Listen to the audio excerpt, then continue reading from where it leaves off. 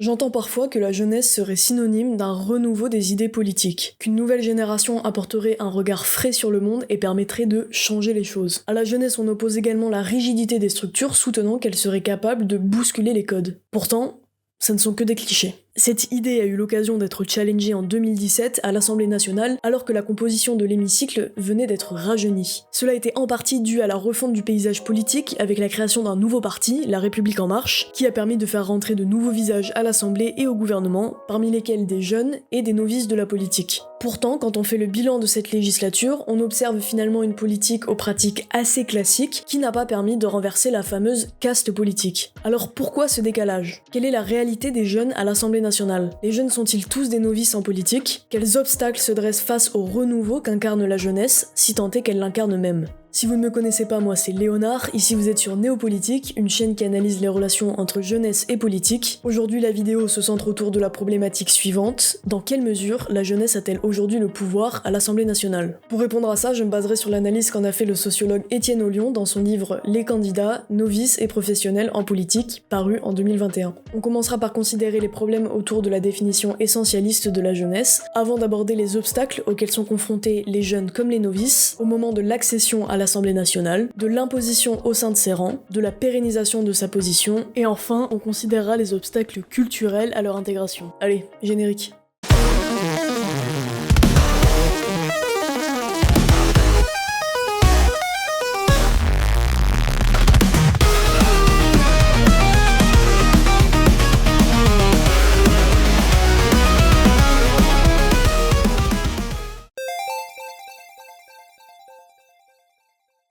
Le problème de cette question, c'est qu'elle suppose de voir les jeunes comme un ensemble socialement et politiquement homogène. Or, ma définition de la catégorie que j'appelle ici jeunesse n'a pour trait commun que de n'avoir moins de 30 ans. Mais elle est évidemment traversée par des dynamiques autres que celles que l'âge, qui mènent à des disparités socio-économiques. Puis même si on se concentrait que sur l'âge, les moments de la vie sont tellement différents qu'un adolescent et un adulte n'ont pas du tout les mêmes problématiques. Donc l'une des difficultés de cette problématique, c'est qu'on ne peut pas répondre pour la jeunesse dans son ensemble. C'est pour ça que je vais utiliser une distinction que fait Étienne Ollion dans son livre. L'auteur travaille sur l'entrée des députés de l'Assemblée élue en 2017, qui est très intéressante pour analyser les effets sur l'Assemblée de l'élection de beaucoup de nouveaux candidats, parmi lesquels des jeunes et des novices. Deux catégories importantes à distinguer pour l'auteur. Un novice est considéré comme une personne n'ayant pas eu d'expérience politique par le passé, ou alors de manière très limitée. Il ne connaît pas les règles formelles et informelles des institutions, ou en a seulement une connaissance limitée. Il est généralement enthousiaste à l'idée d'accéder à un poste au sein de l'Assemblée pour pouvoir mener des actions à grande échelle. Certains jeunes sont des novices, mais tous les novices ne sont pas jeunes. En effet, les jeunes ne sont pas nécessairement extérieurs au monde de la politique. Certains de ceux qui ont accédé à la députation lors de la 15e législature y étaient au contraire assez familiers. Pour beaucoup, ils étaient passés par de grandes écoles telles que Sciences Po ou l'ENA avant d'accéder à des postes au Parlement ou au gouvernement. Cela leur a donc permis d'accumuler des connaissances politiques, que ce soit par leur formation ou leur profession précédente. Le travail d'Ollion vient donc challenger l'idée que l'arrivée des novices modifierait en bien la politique menée. Derrière cette idée se trouve également celle que les jeunes seraient synonymes du renouveau des idées et des pratiques et qu'ils seraient plus au courant des enjeux actuels. Ollion pose un constat tout autre: les promesses d'un changement par le renouveau politique n'ont pas été tenues. Les nouveaux élus n'ont pas su se faire une place dans le monde politique français. Maintenant qu'on a posé quelques bases définitionnelles, analysons les obstacles à l'accession des jeunes et des novices à la députation.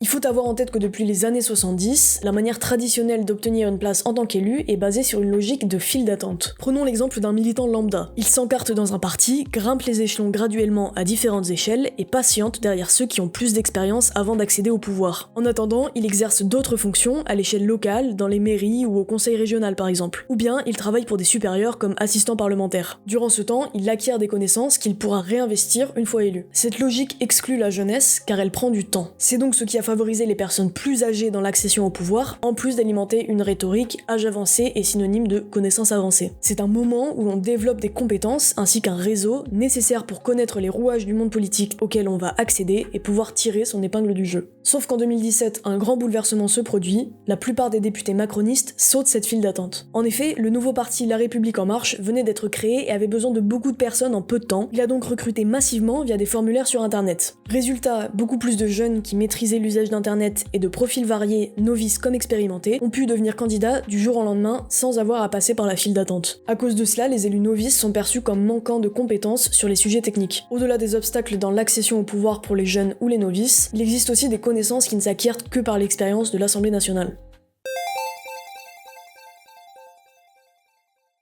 Ollion observe que les pratiques politiques entre novices et expérimentés diffèrent. Il les regroupe en une carte. On observe que les novices ne sont pas inactifs, ils sont très présents au moment des scrutins par exemple. Les plus expérimentés cependant, comme les députés sortants, concentrent leur action dans l'espace médiatique. Et pour cause, ils savent que cela permet aux citoyens à l'échelle nationale de mieux apprendre à les connaître et d'entendre leurs idées. Les novices n'ont pas cette visibilité à l'échelle nationale et ont donc plus de peine à faire entendre leur voix et à recruter des adhérents à leur parti. De plus, les expérimentés connaissent les règles formelles comme tacites de l'Assemblée nationale. Ces règles s'apprennent sur le tas, du fait des erreurs ou des difficultés traversées dans un premier mandat. Acquérir ces savoir-faire spécifiques et se familiariser au fonctionnement de l'institution peut tout changer. Dans son livre, Ollion donne plusieurs exemples pour illustrer cette idée. La connaissance approfondie du règlement de l'Assemblée peut par exemple servir à faire tomber des amendements ou à accélérer un vote. Au contraire, la méconnaissance de certaines règles peut mener les novices à faire des commentaires au mauvais moment et se faire couper par ceux qui sont plus familiers aux règles. Ollion observe aussi que la méconnaissance des pratiques mène les novices à avoir du mal à distribuer la parole lorsqu'ils dirigent les séances, ce qui ralentit le déroulé et peut agacer les plus aguerris. Enfin, les plus expérimentés ont également plus confiance en eux et savent qu'il faut oser prendre des initiatives. Les plus entreprenants créent des occasions, fortifient leur réseau et possèdent par conséquent une plus forte influence sur ce qui se déroule à l'Assemblée nationale. Un exemple parlant que Ollion donne est celui de l'attitude des néo-députés qui faisaient leur premier pas à l'Assemblée. Ils paraissaient être des enfants mettant les pieds dans un monde d'adultes. Certains demandaient par exemple s'ils avaient le droit de parler aux journalistes ou faisaient des photos du lieu. Pendant ce temps, les plus expérimentés plaçaient déjà leurs pions. Ils donnaient leur contact aux journalistes pour de futures interviews. L'absence de connaissances creuse donc encore plus le fossé entre expérimentés et novices. Résultat, les députés novices sont relégués au second plan de l'Assemblée nationale.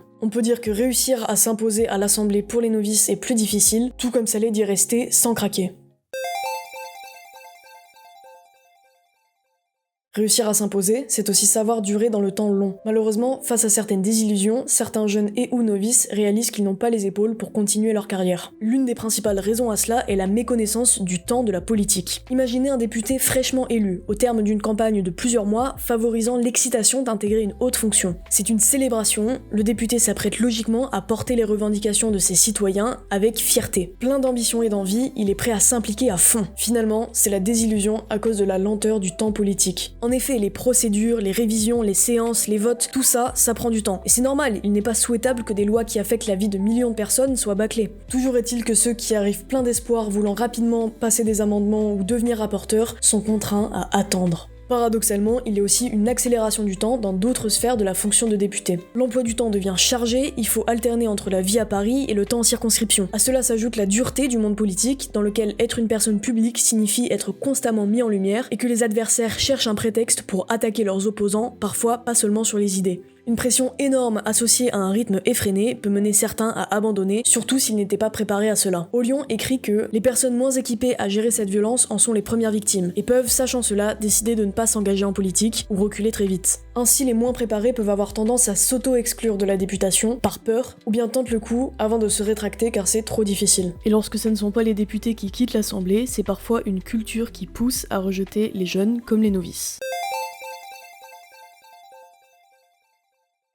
Il y a des explications culturelles au fait que les jeunes et les novices aient des difficultés à peser à l'Assemblée nationale. C'est un phénomène latent que de critiquer les jeunes sur une inexpérience, qu'elle soit réelle ou non d'ailleurs. Il y a en effet une confusion entre jeunesse et inexpérience, qui, on l'a vu, n'est pas toujours vraie. Ces critiques ont par exemple été émises à l'encontre d'Emmanuel Macron, on attendait aussi de lui qu'il attende son tour avant d'accéder à la présidence. Il y a une forme de mépris envers ceux qui coupent la file, ceux qui n'ont pas suivi les étapes, ceux qui ont d'autres types de connaissances. Ce mépris se chevauche d'ailleurs bien souvent avec un mépris de classe envers les classes populaires qui viennent avec des codes différents. Globalement, cela crée un climat inopportun pour l'arrivée de la jeunesse dans des instances de pouvoir telles que l'Assemblée nationale. Un exemple parlant est donné par Ollion. Dans la 15e législature, 72% des députés étaient nouveaux. Parmi eux, il y avait beaucoup plus de jeunes que d'habitude. Et expérimentés ou non, certains trentenaires se faisaient demander de qui ils étaient le collaborateur ou bien ce qu'ils faisaient là. Il y a une forme de surprise et de mécontentement dans le fait de voir ces jeunes qui ont contourné la file d'attente. On les critique sur leur manque d'expérience. Alors est-il possible de renouveler les pratiques d'un système qui ne change pas? Est-ce que finalement ce serait pas normal de ne pas connaître les règles d'une institution dont on n'a jamais fait partie avant?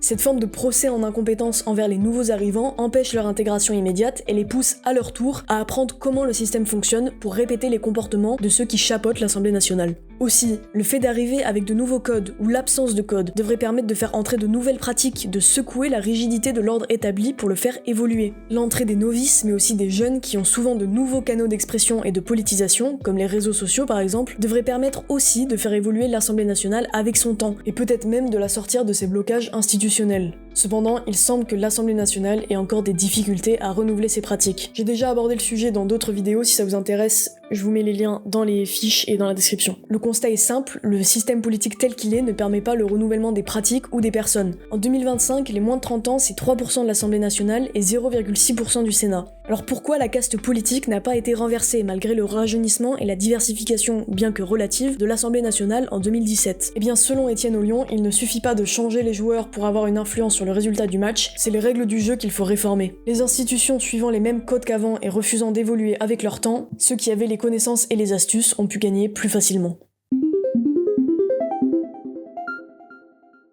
En conclusion, la jeunesse semble avoir des difficultés à s'imposer à l'Assemblée nationale. J'ai commencé par rappeler une distinction importante que fait Étienne Ollion dans son livre entre novice et jeune. On attribue dans l'imaginaire collectif une caractéristique commune à la jeunesse, son inexpérience. Or, dans l'Assemblée nationale, tous les jeunes ne sont pas inexpérimentés, alors que les obstacles rencontrés par les députés tiennent majoritairement au fait de leur inexpérience. Cependant, il y a quand même plusieurs cas de figure où jeunesse et inexpérience se recoupent. D'abord, dans la procédure pour accéder à la députation. C'est traditionnellement ceux qui ont passé leur vie à se dévouer à leur parti qui accèdent après un certain temps d'attente à l'Assemblée nationale. Cependant, la procédure amorcée par le camp macroniste en 2017 a permis de renverser cette mécanique et de faire entrer des jeunes comme des novices à la députation. Ensuite, pour s'imposer dans l'Assemblée, les connaissances des anciens plus expérimentés en ayant par exemple déjà effectué un premier mandat leur permettent de mieux contrôler ce qui se déroule à l'Assemblée. Également, rester député repose sur une capacité à encaisser les coups. L'asymétrie entre les ambitions des nouveaux et la réalité du temps long des procédures, couplée à un emploi du temps très chargé, peut pousser les moins robustes ou les moins bien accompagnés à quitter l'Assemblée. Enfin, à cela peut s'ajouter la pression culturelle sur la jeunesse, constamment au cœur de procès en incompétence. Alors que faire ? Est-ce qu'on accepte que faire rentrer des jeunes et des novices, ça ne sert à rien ? À mon sens, la solution c'est plus et non moins de jeunesse. Continuez à vous imposer, à proposer de nouvelles idées pour que peut-être un jour les pratiques changent. C'est la fin de la vidéo, j'espère qu'elle vous aura plu. Je vous laisse débattre dans les commentaires de ce sujet des jeunes à l'Assemblée nationale, comme d'habitude toujours dans le respect et la bienveillance. Si vous êtes intéressé par d'autres initiatives de la jeunesse en politique, je vous invite à aller voir mes autres vidéos et à vous abonner. Et sur ce, moi je vous dis au revoir.